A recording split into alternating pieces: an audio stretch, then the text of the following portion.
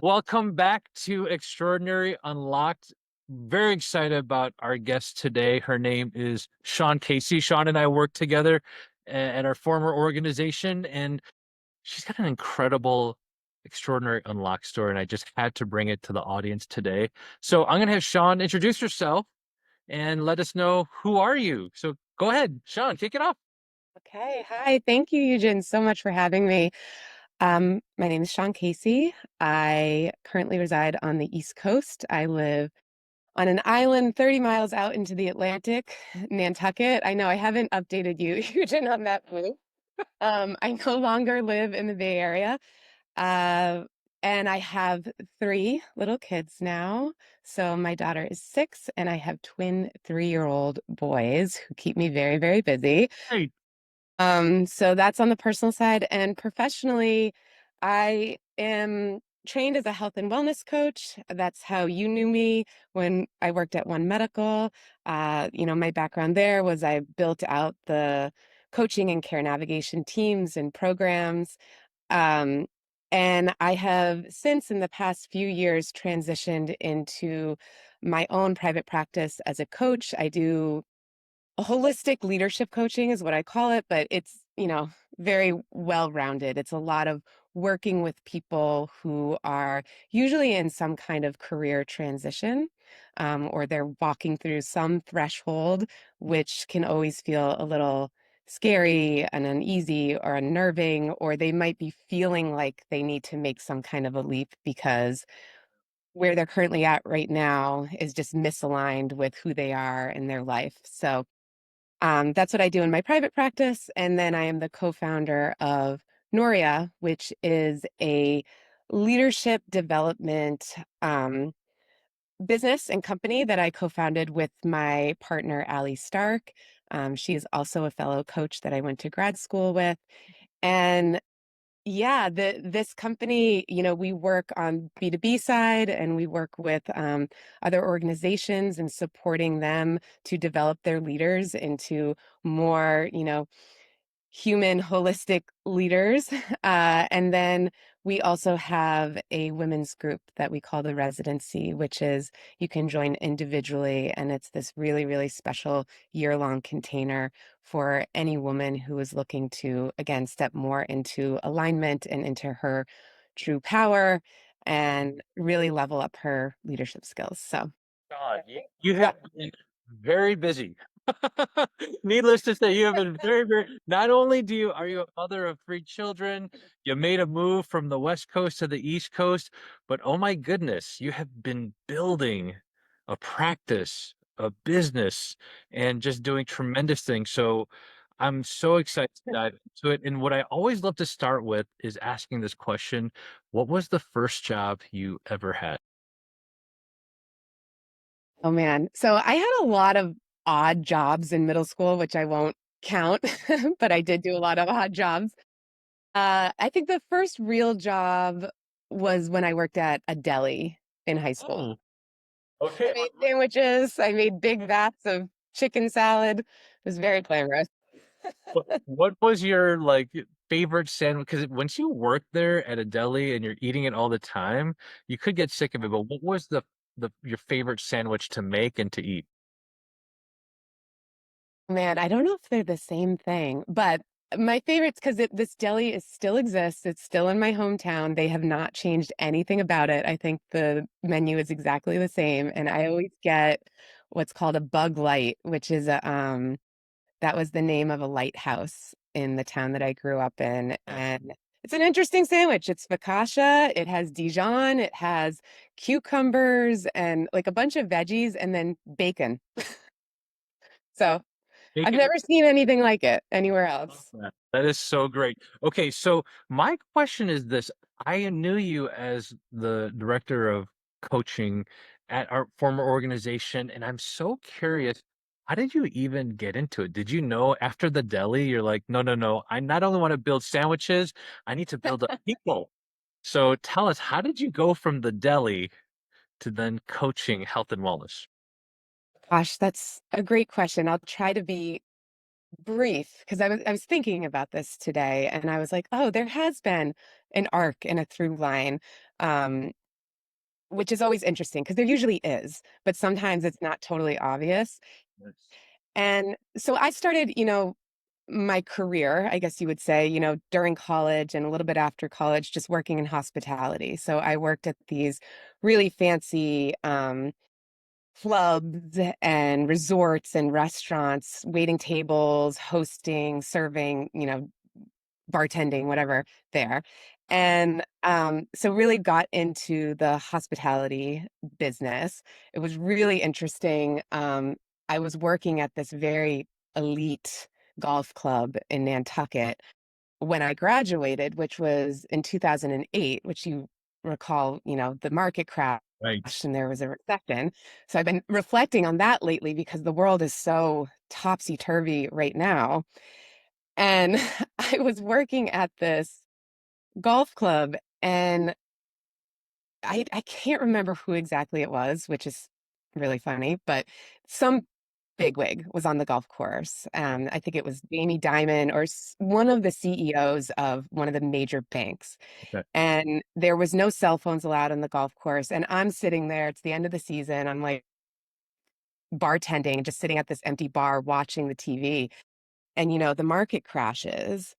And it's just like chaos everywhere on the TV. And I'm looking at it like, what is going on?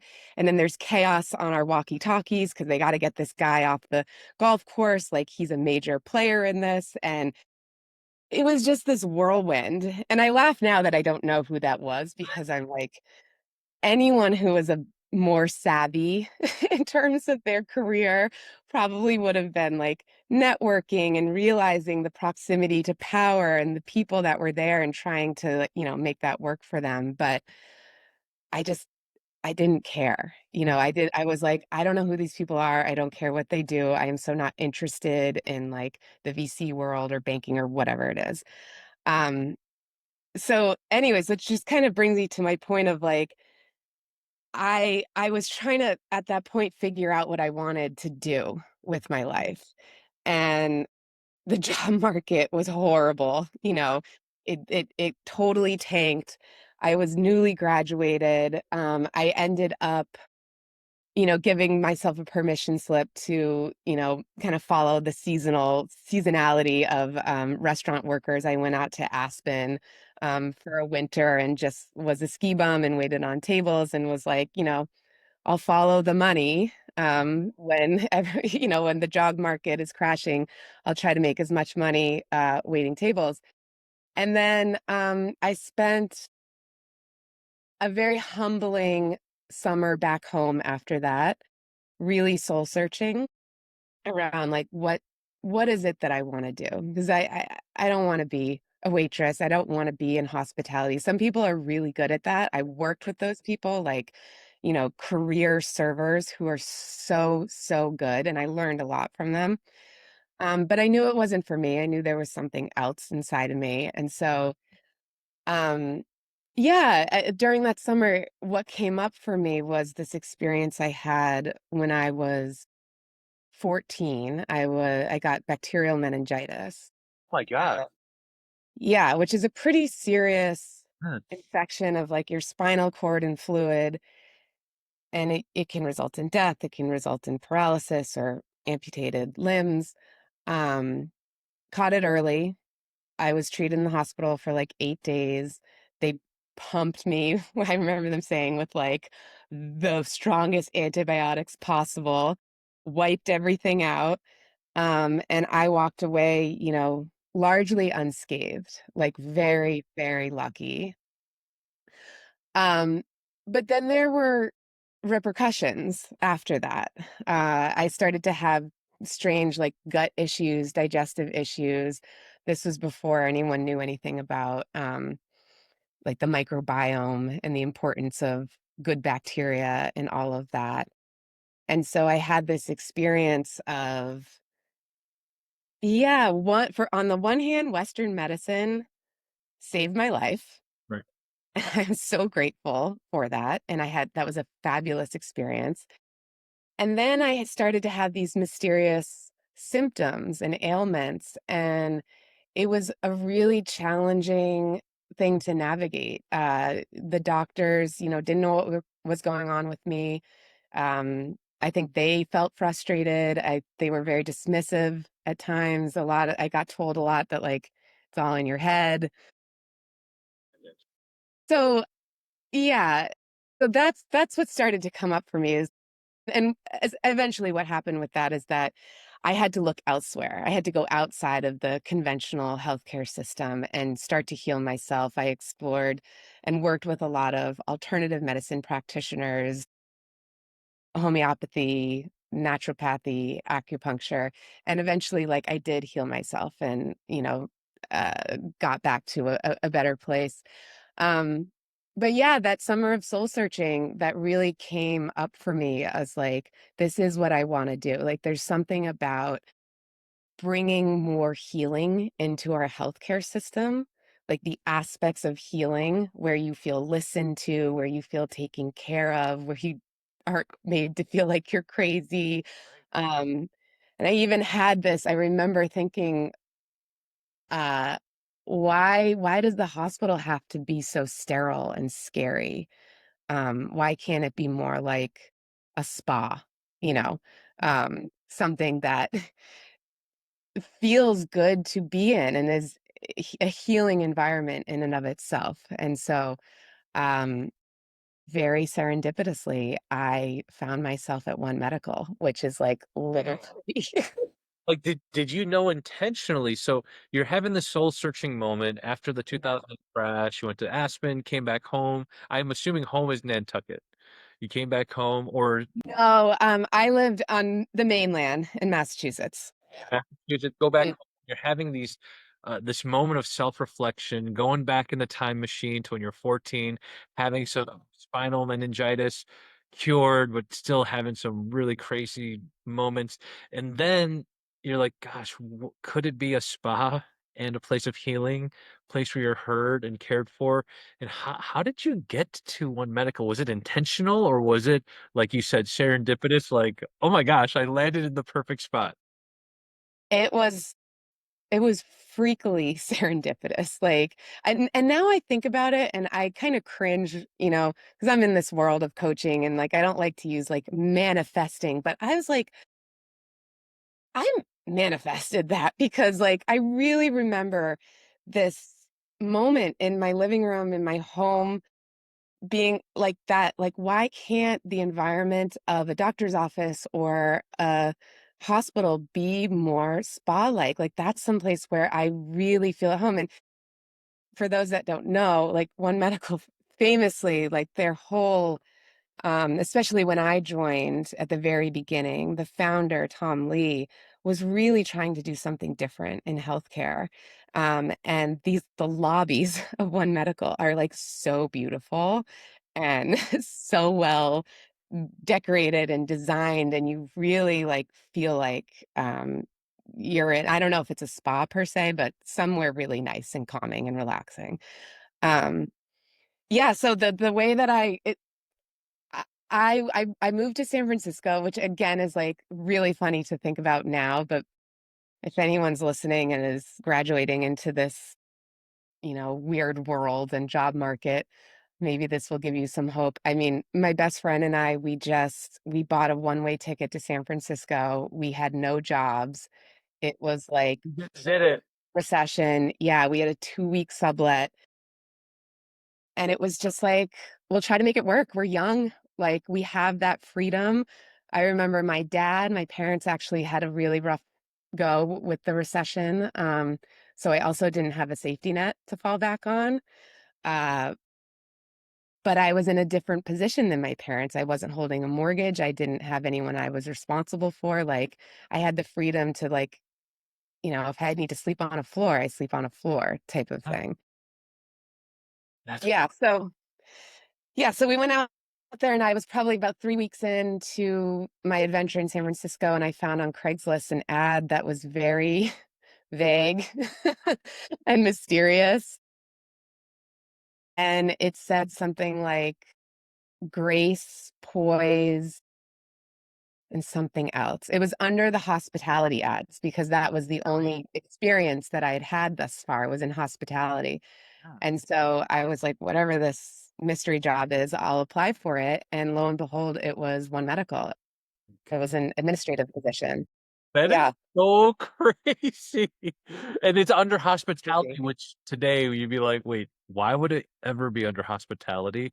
But yeah, to your point, if Yeah. there are listeners that have never been to a One Medical office, it will change your life. After my wife experienced One Medical, she went to a traditional healthcare office again.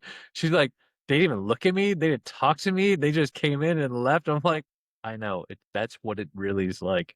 So anyway, I digress, but to your point, you get there, you start off as an admin, administrative staff, you're doing that. How did you make that shift into now more of this alignment towards I want to help people. I want to help wellness and coaching like because people don't you actually built the coaching program from scratch. It didn't exist before and you actually put it together. So tell us what in the world, how did you even do that?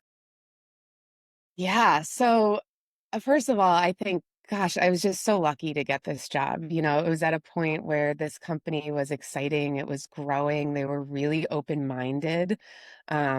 And there was a lot of support in me being able to carve my own path because of that. While I was working as an admin, I was also going to grad school in San Francisco. So I got my master's in integrative health. Um, and I got certified in health and wellness coaching. And I then became board certified as a health and wellness coach. And I think I was part of the very first group of board certified health and wellness coaches, which is just to say that, like, it was really early on. Like, this wasn't a career yet. There were no career paths. No Wow. one really knew what a health and wellness coach was. Um, and so how it all started was that I needed to do a project for my master's program. And I had been working with Andrew Diamond, who is Oh, still the chief medical officer yeah, at One Medical.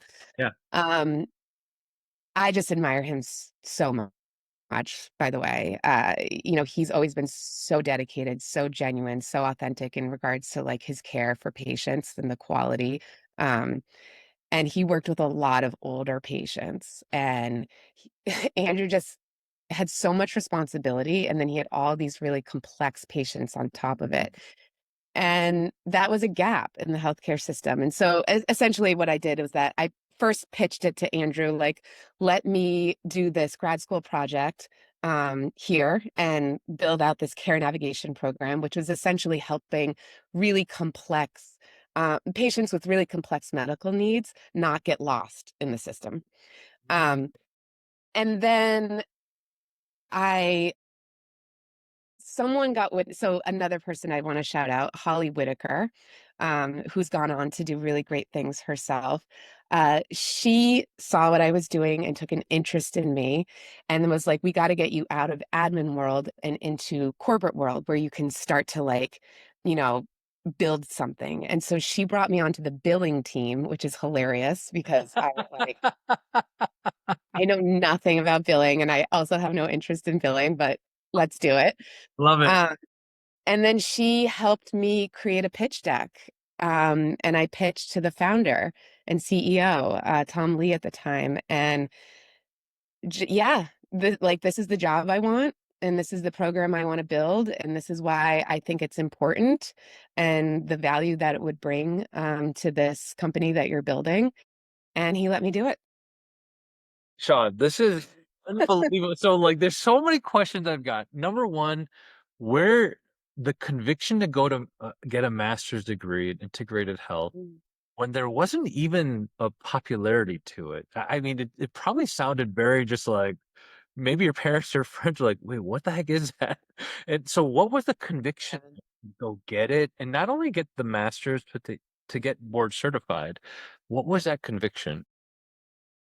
Man, it's such a great question because I just want to say, like, I don't think I felt convicted at the time. Like, none of this, I'm making it sound like it was like super easy and everything fell into Right. place.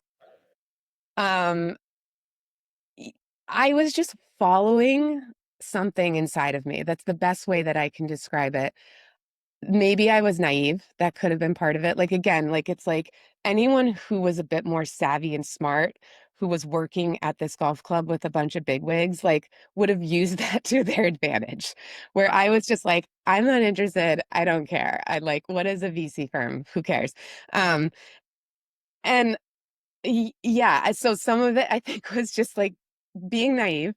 And then I would say not naive, but it's probably you're actually following curiosity. Like that that's Mhm. I look at it because there's so many people. I was just watching a Steve Jobs, the Stanford commencement speech. It's something that I go back to because he talks about looking backwards. When he dropped out of Reed College, he's like, it was the best thing ever because I just started going to classes on what I was curious about.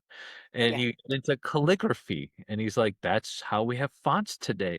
And so I don't want, you're using the word naive, which can have a negative connotation, but I really do think it's curiosity that you're following this curiosity of moving into integrated health. So and you're right, like it's not a linear journey. I didn't even know you're on the billing team, which seems like the most Misaligned. misaligned, unusual job, a job between a job. But yeah, so I didn't mean to cut you off, but I just wanted to note that I really do see this curiosity. Yeah, and that's really what it was. Like it was this like inner drive towards I want to do something that feels alive inside of me, that I'm actually interested in, that feels important to me, that feels like it's aligned with some kind of purpose within me. And I've been very lucky, and I'll give myself credit too, that like for whatever reason, I've followed that. And like there have been critics, like my parents were like, "What are you doing? Like, I don't even understand what this is." Like, and at some point I remember them just being like, "Could you at least just be a psychologist, like a therapist? Like, we actually know what that is." Um, They want and to put you in a box like, Shawn, be something that I can categorize you as. Like this stuff is sort of, I don't know where to put you. yeah, like something I can like tell my friends what you do because I don't know what to say. Um, but yeah, it was just following this path, and like things kept kind of like coming down the path. And like my cousin found that grad school program, and I was like, yep, this is it. And there was no clear payout from that. There was no clear career path. There was like, it was just a feeling that like this is right, and this feels aligned with who I am and what I'm wanting to do. And of course, there was like anxiety and self-doubt and like, just knowing, like not knowing what was going to come from that, not knowing, having any kind of certainty that things were going to work out. Um, and That's, so, yeah. I want to say that most people actually stop because of that. They're like, Mhm. this is dumb. What am I doing? I've got a safe job. I know exactly what they expect of me. I fill out the Yeah. Excel spreadsheet. I send the email. I click the buttons. I make the widget. And they don't overcome that fear with courage. And so I want to ask you, pitching a deck to the founder CEO, most people would shake in their boots. And you made it sound so like I put a pitch deck together. I said, this is what I want. And lo and behold, it showed up. So can you tell us before the even like the success Uh, of it, the build up to it, what was the courage? What was the self-talk? Like, how did you get there?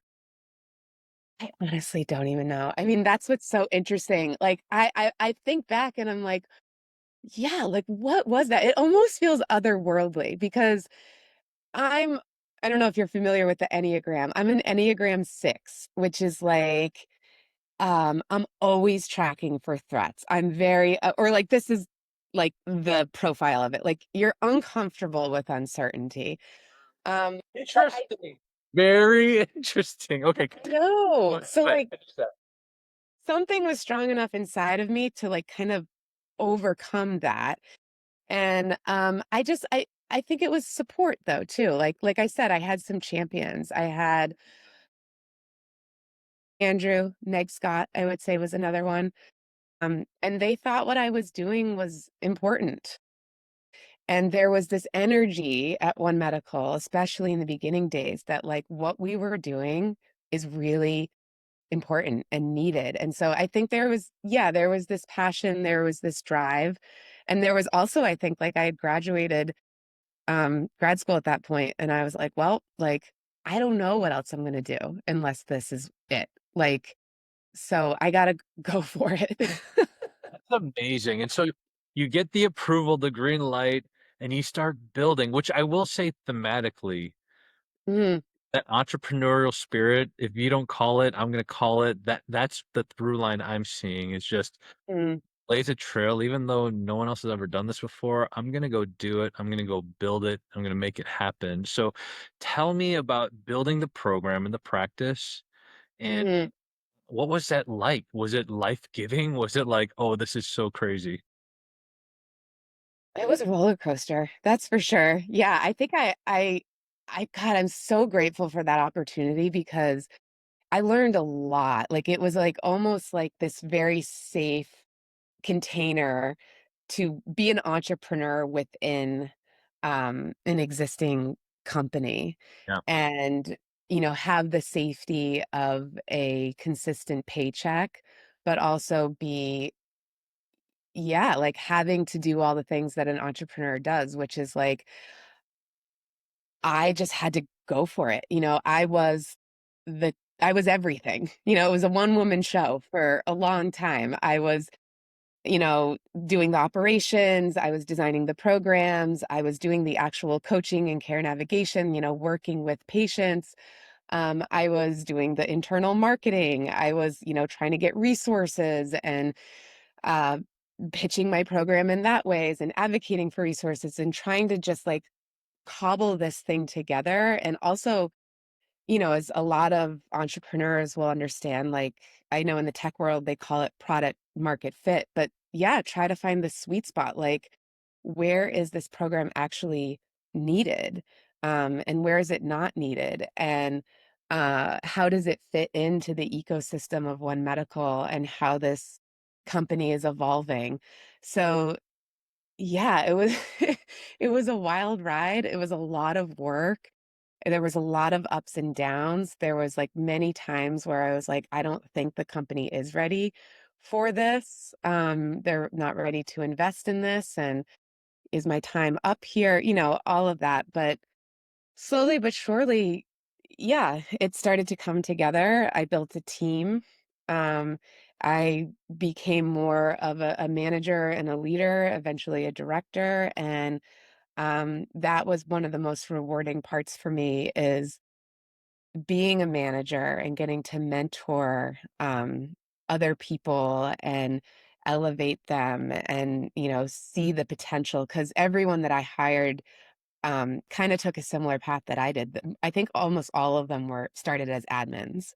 Mm. Um, and so that was fun to me to, start to create this career path that didn't require you to have gone to medical school or something like that, but was still aligned with, supporting patients. Um You built this thing from scratch, and then it was your time to leave and move on, and Mhm. what was the like, the time in between? So did you start building Noria right away? Was this something incubating inside of you? Like, how did that what was the transition like as you moved on to the next chapter? Yeah, yeah. So again, so interesting just how the path unfolds, if you will. Well, so there's one thing for a time oh, but you gotta be moving. Like, you can't just be like, "Well, it's supposed to just lay itself before me." So you must have taken some steps. Absolutely. Yeah. No, the path, I think the thing to pay attention to is to pay attention to when doors are opening or when you're getting signs or when opportunities are coming and to be curious about them and like what's also evolving in you too, like what's changing in you because I spent 13 years at One Medical, and there did come a point where I was like, this has been an amazing experience. I have learned so much. I'm still learning. That company was just rapid fire, growth. So, like, there was always something new to learn. But there did come a point where I was like, I think I'm complete here and I'm ready for the next thing. And that was just something internally that had shifted in me Yeah. based on who knows what experience, just aging, whatever it was. Okay. Um, but really what happened was that it was the pandemic, which is, Yeah. of course, like these monumental events. So there was like, the recession of '08, and then there's the pandemic of 2020. And that's always going to kick up something in the collective and in each of us individually. And what happened for me was that, you know, gosh, things just went wild. I mean, you were there. Yeah. It was wild to work in healthcare at that moment in time. And I was asked to support some of our provider leads, um, which was so touching to me. It like makes me emotional still. But these were, the doctors, nurse practitioners, physician assistants who were in leadership positions. And they were tasked with treating patients and also leading their team of clinicians through the most uncertain and chaotic and scary probably experience of their lives. Um, and it was really stressful for them, like they needed support. So I was asked to like come in and talk and like facilitate some group coaching sessions. And I actually brought in my now co-founder, Allie, who I had gone to grad school with, because I was like, I could use some support here myself. It's heavy, it's tough stuff. And what came out of that experience was we were like, wow, leaders, managers, anyone who's responsible for other human beings, they really could benefit from the skills that we have as coaches, and specifically as wellness coaches. Just like, how are you managing your energy?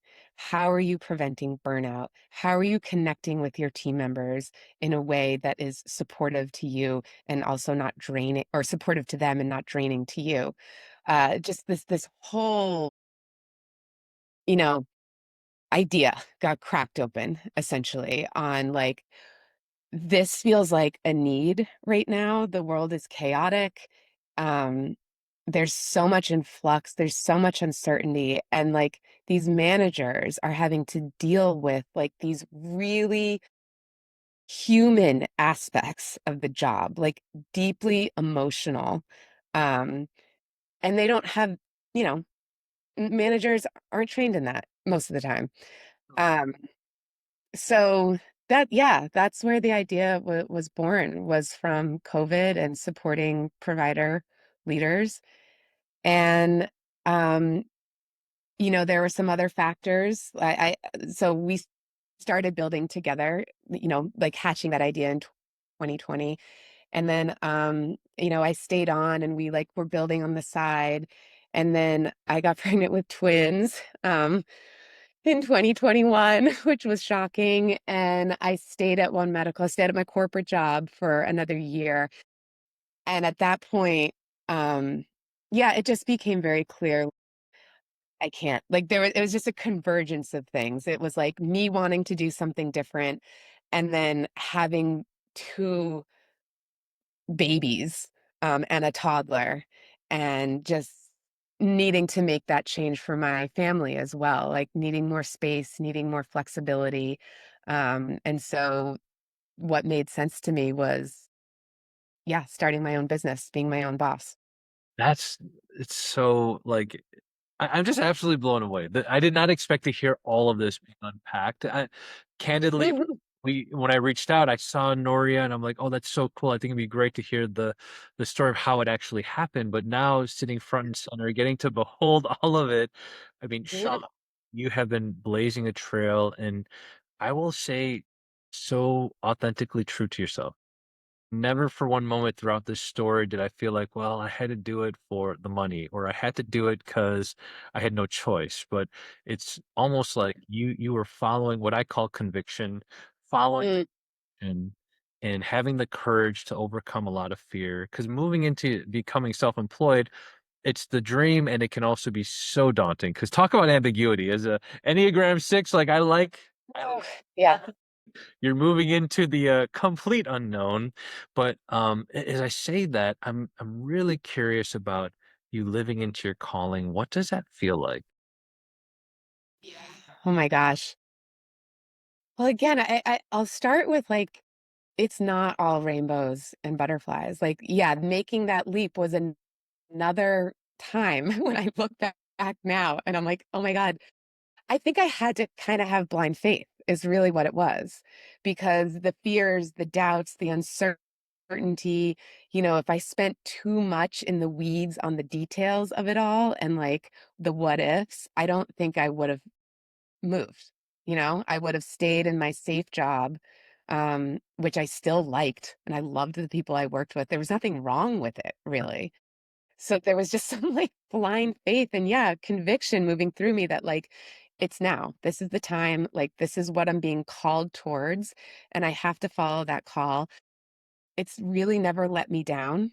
So I had that data now to lean on, and so just trusting that. But this has definitely been the biggest leap I've ever made. Uh, when you go from a consistent paycheck to totally inconsistent income. Um, we cut our income in half when I left my corporate job. So it was like tough. Believe it. um, yeah, yeah. I had plenty of doubts. I had plenty of like, what have I done moments? And, did I make the wrong decision? This feels really scary. A lot of like scarcity stuff coming up. I couldn't even imagine, making as much as I used to make on my own. So like it's been a huge, huge growth edge for me. But I also think that's just part of the process. Like it's like the growing pains to get to this next kind of like fuller iteration of myself. Uh you got to walk through a gauntlet. And I'm not saying I'm through the gauntlet yet either. Like I'm still very much in it. Yeah, no, absolutely. I think that that alignment that we talked about, that you had mentioned, it's just Mhm. coming so loud and clear as you tell your story.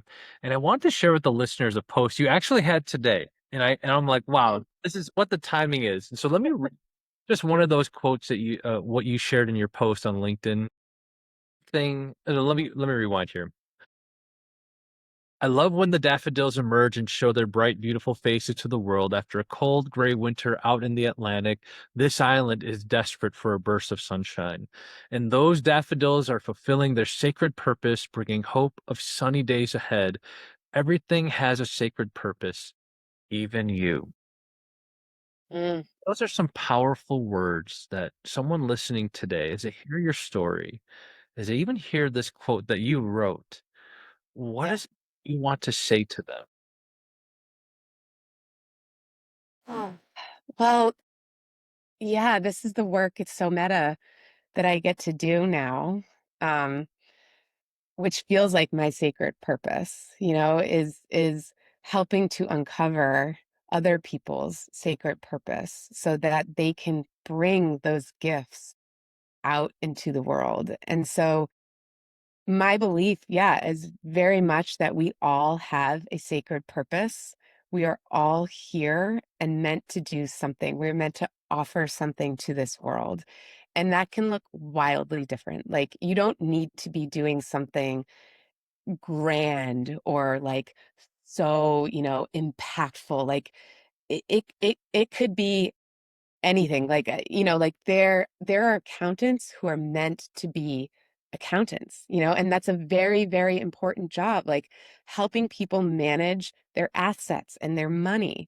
There are I laughed at like the not being interested in the VC people or the bank people, but those people have very important jobs. Like that purpose is important, if you do it ethically. um, Right. that's the key too, for the greater good, not just for your good. But yeah, I really, really believe that everyone has that inside of them. And it gets obfuscated by many factors, like the shoulds and the like what your parents want you to do or what you think you need to do, what fits in with your current identity, in terms of like your gender or your culture or whatever it may be. And so I think, there are so many people that lose that along the way, and they can feel it inside of them. And that's what I call like an experience of a misalignment, is that you just feel like something's off, that like something is not right. You're not fulfilling your purpose. You're not living what you're meant to live and give the gifts that the world needs from you. So yeah, I guess what I would say is that um, there can be a lot of fear and doubt in stepping into your purpose. And it's not just about you, it's about all of us too. Like the world needs you to be living in your purpose. And I If you're hiding or shrinking or feeling scared or holding yourself back, it's like if you can't push through for yourself, then push through for all the other people, whoever is out there waiting for you and needs exactly what you're meant to offer. Like, think about that person. Shawn, this is why you're on here today. That's the purpose of Extraordinary Unlocked. That same idea, same thought is that every person has extraordinary, that is sort of like you described, locked up, lots of reasons why, and Mhm. understanding, being, recognizing that there's a stuckness, but having a conviction, there's got to be something else. I know that I'm gifted at something that nobody else could do. And following that conviction and having the courage to overcome the fear to ultimately living into your calling, which I believe you're doing today. So thank you so much for sharing with the Extraordinary Unlocked group. I mean, you shared incredible wisdom, experience. And if there's something that you want to say, a piece of advice you would give to someone listening today, and if they've stayed on for 50 some minutes, thank you. Oh But my gosh, I know. what advice that you give to them? My advice would be to trust yourself. And I know that can be hard. And the way to do that is to start to get more in touch with yourself, like that true self, that inner power, that inner strength. And yeah, become more familiar with that true self and start to trust it, because that's really going to guide you down the path that you're meant to go down. I love that. If people want to get to work with you, they've heard your story, they love it. What did they do to get to meet with you, connect with you? Can you just share with them how to do that? Yeah. So if, I see clients one on one.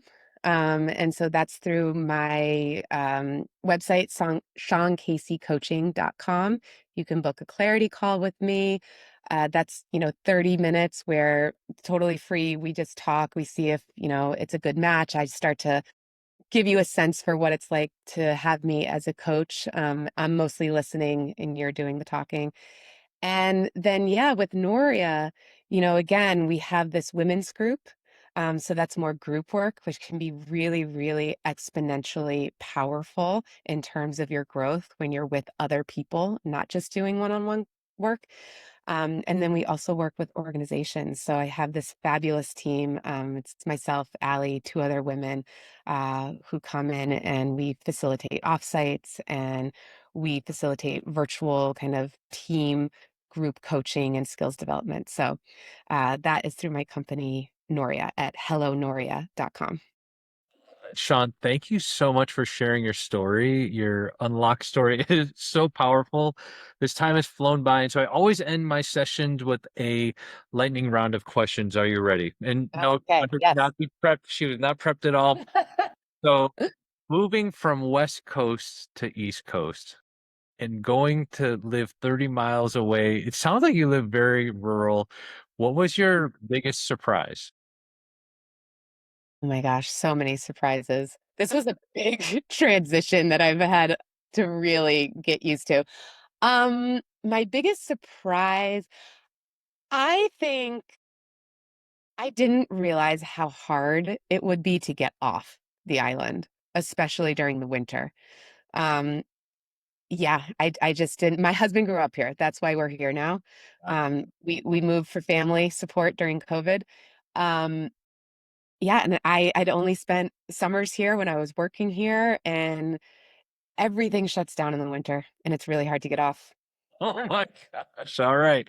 Well, speaking Yeah. of someone from Chicago, I understand that. When it's winter, you ain't going anywhere outside your house.